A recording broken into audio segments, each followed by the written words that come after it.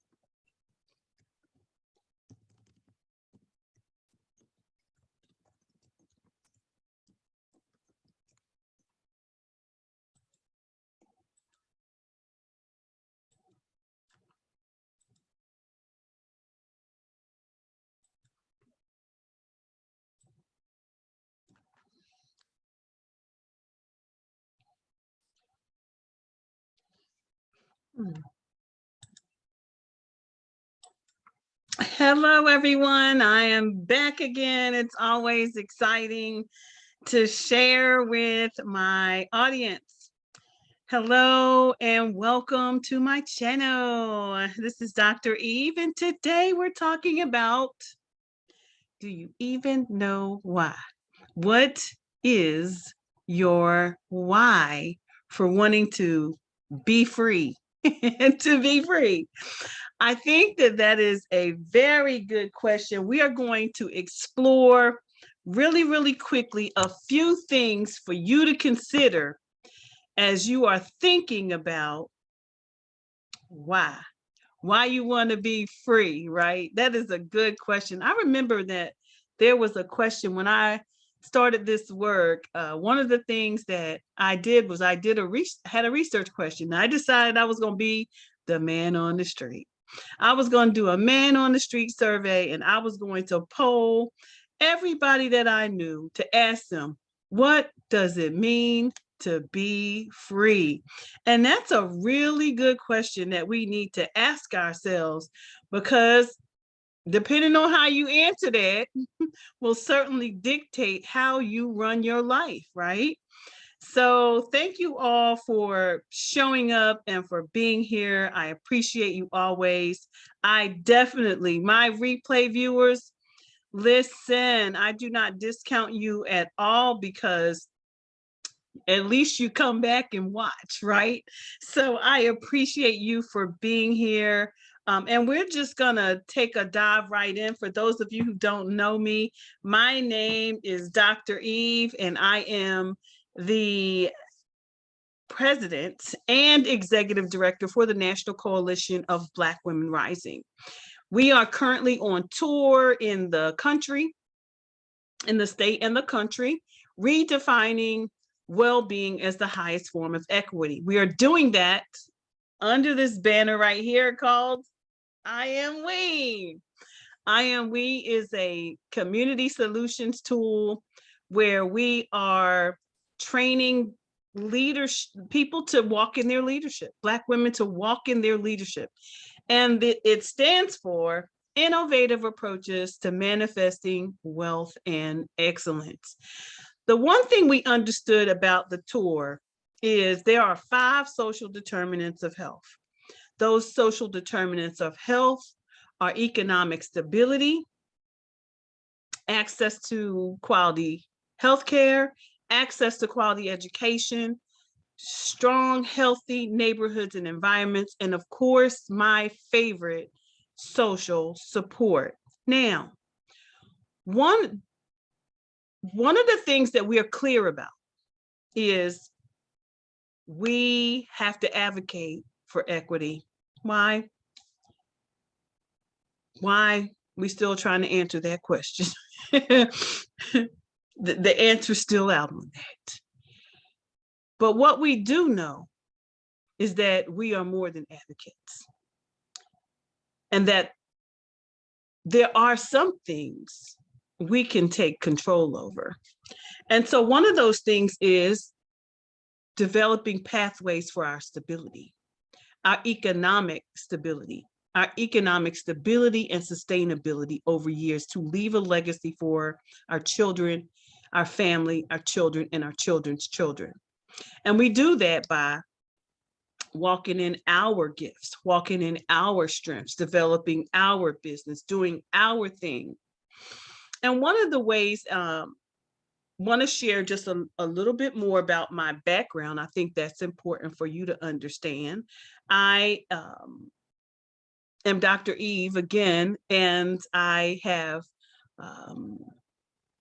strong academic history in the culture of criminal justice theory, substance abuse, education and counseling, also human services, which is where my PhD rests, in health and human services, with a concentration in social and community services. With that, I have 25 years of experience in community engagement and social support and development of programs. So I am really, really big on whatever the problem is, there has to be a solution. What we're not going to do is keep talking about these problems without figuring out some solutions. What we've come to understand is that if we look deep within our arsenal, we are the solution. And so I'm here to share with you. In my previous video, I talked about to freelance or not to freelance.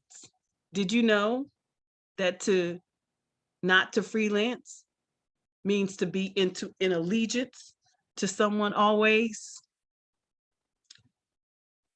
I think I'll just freelance. At any rate, you don't have to sever yourself from a system that if you think that you need I'm not telling you to go stop. I started all this work on a job. And then I had to ask myself several things. And this is what we're about to talk about today. Why do you want to be a freelancer? What are some of your goals towards being a freelancer? A freelancer is a contractor, a laborer, somebody who don't have no allegiance to anybody else. They can work when they want to work, right? And I developed all this while I was working so that when the day came and I decided I was going to leap, I was already an authority in an area that I could stand in my power, where I could stand in my power. So knowing why you're freelancing is very, very important. Now, I knew that while I was in school, what was I going to wait for to tell the world that I was an authority in? If I'm in school studying this thing, then I'm developing my authority already. And so for me, it was while I was a student. So while I was 10 years into 10 years of study, I decided, I already know that because this dream that I've been sold, I need to do something that's non-traditional. So for me, it's always been, first of all, I didn't go back to, I was a non-traditional student. I was underpaid for many, many years. I was discriminated against. A lot of things happened, inequities, folks. And so one of the things that was really clear to me was, first of all, money needed to be made. Family was important to me. I needed more income and I needed to be free. Period. Point, period. And that is something that, with God's help, he made all possible because he allowed me to stand in my power. So I just want to share that with you. Know what your goals are. So when I started school, I decided, okay, I'm learning this. Let me go tell the people. I got access in nanoseconds to share what I'm learning around the world. Let me go poll the rest of my community, see what they think about this question while I'm learning it, right? So I was learning and I was asking the community, what's your thoughts on this? Because here's what I'm learning, and everything that I was learning so I could dismantle the system, because I knew the system was affecting my community in a very, very powerful way, and or in a way that was harmful. And so for me, it was study to remove the barriers. And so while I was studying, I said, okay, well, here's what we're learning. Here's what we need. How are you gonna remove the barriers to something? This was my logic. How will you remove the barriers to something if you don't understand the system. So I intentionally spent all these thousands and thousands and thousands of dollars to get some book knowledge about something I was already experiencing, because I'm a Black mother, a Black wife, a Black woman growing in a society did not necessarily care about me, right? So I understood my why for doing this thing. Then I had to ask myself, do your dreams align? Do your dreams align with what is currently happening in your community, with what's happening in the climate, what's happening on the job?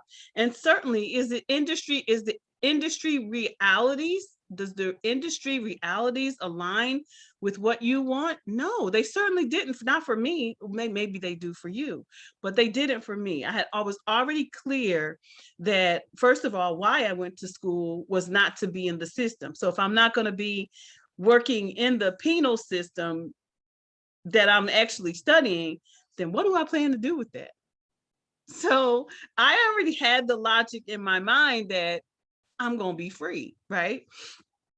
So the next question for me was, can I do this anywhere? Because I'm an academic scholar in the area of online social support. My thing is, I'm tech. I've been in tech since I was a little girl. So tech was everything, and tech was where I belonged no matter what I studied. Tech had to have something to do with it. So knowing that I am a woman in the tech industry, social sciences, and technology, that was important for me. Did the current industry align with that? It absolutely did not. So again, I knew and had an understanding of why I needed to do this work, and why is it so important? Is there a need? Absolutely. Look at what happened, folks. COVID happened. When that happened, what did people have to do? They had to pivot to the internet. So what that did was it escalated my entire dream, my goals, everything came into fruition. Everything said you were on the right path. So it's very important. It's so important that you understand why you do the things you do.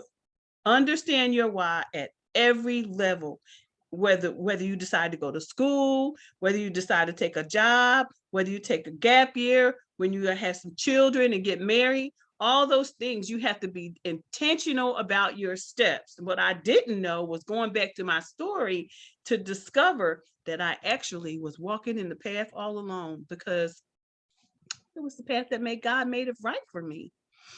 So for all of you out there looking to pivot, looking to figure it out, want freedom, want freelancing, want freedom, and less allegiance to people during this time of the great mass exodus or mass resignation, this is why people are leaving their jobs.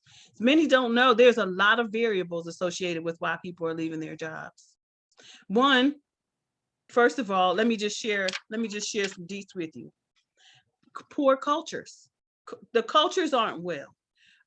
You got many of them have tight budgets and don't care about how much they pay you.